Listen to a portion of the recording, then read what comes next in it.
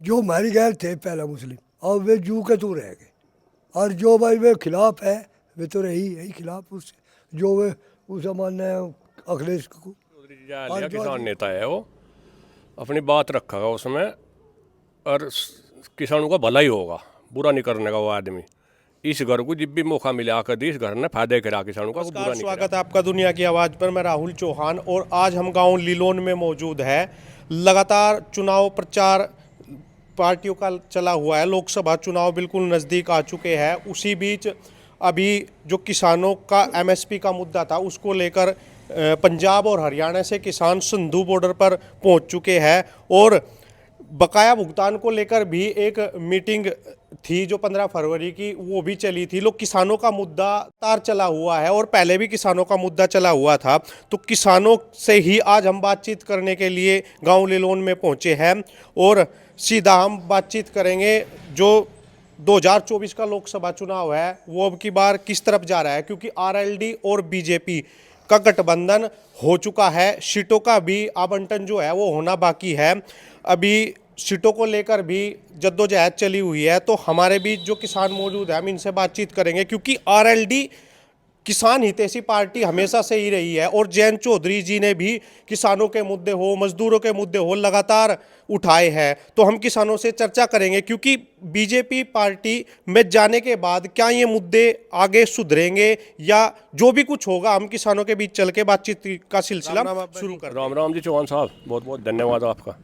तो जैसा कि किसानों के मुद्दे लगातार चले हुए हैं, संधू बॉर्डर पर भी जो किसान हैं वो कूच कर चुके हैं और आज सिसोली में एक महापंचायत थी, आप उसमें गए थे। तो आगे 2024 का जो चुनाव आ रहा है और किसानों के मुद्दे लगातार चले हुए हैं। पहले तो मैं आज बातचीत करूंगा जो पंचायत सिसोली गांव में हुई है, उसका क्या आगे का प्लान है इस एमएसपी को देखते हुए।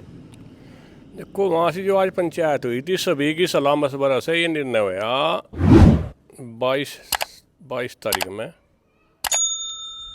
कलेक्ट्रेट में ट्रैक्टर मार्च निकाल लेंगे, ज्ञापन दिया जाएगा कलेक्ट्रेट पे। भाई किसानों की जो एमएसपी की बात है, कोई और भी कोई समस्या है, उनका समाधान किया जा। कुछ हमारे किसान भाई वहाँ बॉर्डर पर जा रहे, तो यहाँ यूपी के किसान को तो भी कोई निर्णय ऐसा आने भी लोग तो यहीं का है। अगर कोई बात बड़ी आ गई तो फिर दिल्ली कुछ वहाँ भी कर सके किसान। तो जैसा एमएसपी पर जो मुद्दा पहले भी चला हुआ था, 12 महीने लगातार बॉर्डर पर किसान बैठे रहे थे एमएसपी को लेकर, कई मतलब उसमें मांग थी। फिर उस आश्वासन पर वो उठ गया था कि भाई आगे हम एमएसपी भी लागू करेंगे, लेकिन अब वो एमएसपी नहीं हुई। इसी को लेकर अब किसान धरने पर गए हैं। तो जैसा आरएलडी और बीजेपी का गठबंधन हुआ है, आरएलडी हमेशा से ही किसान हितैषी पार्टी रही है, किसानों के मुद्दे लगातार उठा रही है। तो उससे गठबंधन से किसानी जो व्यवस्था है, जो किसान अगर सुधरेगी या मतलब उस पर कुछ होगा फर्क इस चीज़ का। हाँ, नहीं, उम्मीद है। जब जयंत चौधरी जी जा लिया, किसान नेता है वो, अपनी बात रखा उसमें, और किसानों का भला ही होगा, बुरा नहीं करने का वो आदमी। इस घर को जब भी मौका मिला आकर दी, इस घर ने फायदे करा किसानों का, वो बुरा नहीं करा। चौधरी चरण सिंह को मिला मौका प्रधानमंत्री बनने का, किसान सारे जमींदार बना दिए। चौधरी अजीत सिंह को मौका मिला कर उद्योग मंत्री बनने का, 28-30 फैक्ट्री लगा दी। पहले कानून हो रहा था 30-35 किलोमीटर का, चौधरी साहब ने घटा गए 15 किलोमीटर रख रहा, 15 किलोमीटर पर शुगर फैक्ट्री लग जाएगी। एक बार कांग्रेस सरकार कानून लाई थी, अब इस पर जो भाव केंद्र सरकार कर देगी, उसके बाद कोई भी भाव नहीं बढ़ने का। चौधरी साहब ने, चौधरी अजीत सिंह ने सारा विपक्ष एक जगह दिल्ली में बटला कर वो कानून हटवाया था। अब बारी आएगी जयंत चौधरी की। आज लोग जयंत चौधरी पे कोई मंत्रालय नहीं आ, अगर इस पर भी मंत्री का कुछ मंत्री पद से मिल गया बढ़िया। हाँ, चौधरी चरण सिंह का पोता है, इसमें वही खून है, जीव पूरा काम करा किसानों के लिए। जो प्रधानमंत्री ने जो पूर्व प्रधानमंत्री रह चुके और किसानों के मसीहा चौधरी चरण सिंह जी को भारत रत्न की घोषणा की है, कई विपक्षी पार्टियों ने उस पर सवाल जवाब उठाए हैं। 2024 का चुनाव है, उसको लेते हुए ये फैसला लिया गया। आप उसके बारे में क्या कहेंगे। देखो, ये तो राजनीति के आदमी को तो चलो राजनीति करनी चाहिए, पर एक किसान मसीहा में से हर वर्ग के किसान थे, उनके बारे में भी जैसा वहाँ से वोटिंगबाजी हुई कांग्रेस के सांसद जितने उन्होंने करी, बहुत गलत कराया उन्होंने, ऐसा नहीं करना चाहिए था। वो सबका नेता था, राजनीति तो चलती रहे आती रहे। एक अपने मतलब महापुरुष है जो किसान नेता है, उनके बारे में डाल की बात कहना गलत है। चलो सम्मान तो दो को और मिला, बड़ी खुशी की बात है, मिलना चाहिए था। मैं भी महापुरुष हुए, सम्मान तो हर किसी को मिल जा, हम तो उनके और को भी दे, जो महापुरुष हुए सभी मिल जा, हमें कोई दिक्कत ना, किसी का कोई ऐतराज है। अच्छा, कई मुद्दे जयंत चौधरी जी ने लगातार किसानों के उठाए हैं, चाहे वो एमएसपी गारंटी कानून हो, वो जो 700 किसान शहीद हुए थे उनके मुद्दे थे, बहुत से मुद्दे किसानों के बकाया भुगतान के भी रहे हैं, लगातार मतलब में उठाते रहे हैं। कई जगह किसान इस चीज़ से भी नाराज है, भाई वे बीजेपी में क्यों गए, क्योंकि लगातार बीजेपी पर हमला बोलते थे, उसके बाद भी बीजेपी से गठबंधन हुआ। तो कई जगह पर हमने जैसा बातचीत की है, तो कुछ किसान इस फैसले से नाराज है और कुछ किसान इस फैसले से खुश है। आपकी क्या राय है, आगे आने वाले भविष्य में किसान के लिए कितना बड़ा फायदे का सौदा हो सकता है ये? भाई वो चौहान साहब ऐसा है, देखो जो कुछ भी फायदा ले सके सरकार में रल के ही ले सके, बगैर सरकार में रड़ू तो सड़क पे ही फिरना, धक्के खाना। इब जब वहाँ जाएगा और उससे कुछ मिलेगा, किसानों के लिए कुछ करेगा। इब जो एमपी है, विधायक है, एमएलसी है, राज्यसभा है, अपनी निधि कहीं लगा लो। इब सरकार पर तो अगर काम लेना, सरकार के में साझी होना पड़ेगा। सरकार में साझी हुए काम लिकड़ता नहीं, और लोग फिर काम भी चाह, बुराई भी करे, फिर वहाँ चला गया वहाँ चलेगा। एक बात तो बताओ, जब इतनी बड़ी तो पार्टी है नहीं, कभी थी बड़ी पार्टी, चौधरी चरण सिंह थे, अजीत सिंह के भी आगे एक समय सा था, ठीक ठाक रही। ई के पार्टी इब का 9 विधायक लिखड़ी इसके, यानी पिछली बेरिया एक ही रह गई थी। अच्छा, जब यह छोटा हिसाब किताब मैं दो एक डंगरा है, एक बड़द है, तो हमें कहीं ना कहीं तो साझी करेगा। अगर एक बड़द हम दूसरे का ले गए और वो सही चल नहीं रहा, बह सही रहा नहीं, कुछ ज़रूरी है कि हम उसे ही लेकर जा, फिर अगले दिन दूसरे को देख ला जो उनसे बढ़िया चलेगा। भाई हम अपना खेत तो जोतना पड़ेगा, जो उनसे बड़द बढ़िया चल रहा उसे ले जा, उसकी गैल कर ले डंगवारा। या एक चलता नहीं, जब तू ही बड़द लौटते है, 2 खूट लिया तू ही, कोई उसे ही खड़ा हुआ है उसकी गैली करना, और डंगवारा उसकी गैल कर लेंगे जिसका बड़द बढ़िया चले। भाई डंगवारा तो करना पड़े, डंगवारे बिना तो काम नहीं चलती। तो कहीं ना कहीं जो गठबंधन हुआ है, इसका आने वाले टाइम में फ़ायदा ही दिखेगा किसानों की।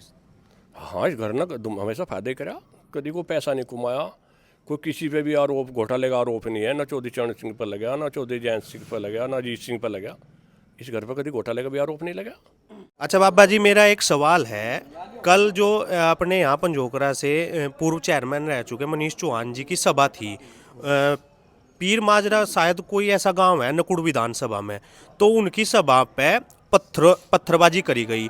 इस ना आप क्या देख रहे? यू गलत है, बहुत गलत है, किसी भी नेता गेल ऐसा नहीं करना चाहिए। और इसका मोनू का पिताजी भी बहुत दिन तक राजनीति में है, बड़ा सुलझा हुआ आदमी है।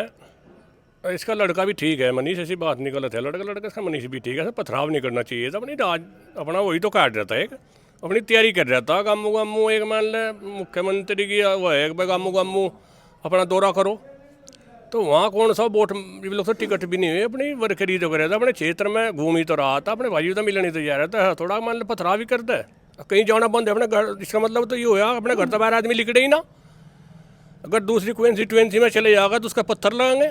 बहुत गलत करे, हम तो घोर निंदा करें उसकी, जिसने भी करा बहुत गलत करा, ऐसा नहीं करना चाहिए राजनीति में। राजनीति है, खेल है, तो कोई हार जा कोई जीत जाए तो चलता ही रहे, पर नो थोड़ा मान लो आपस में संबंध भी है, मान लो वीरेंद्र है, वीरेंद्र से मेरे संबंध है बढ़िया, वोट की एक अलग बात है। यह थोड़ा है कि मान लो जिसका वोट हम देनी या दूसरा लड़ाना और पथराव करता है, अरे तो पब्लिक है भाई, जिसे जीता होगी पब्लिक जीता हुए, वोट जिसे देगी वो जीतेगा।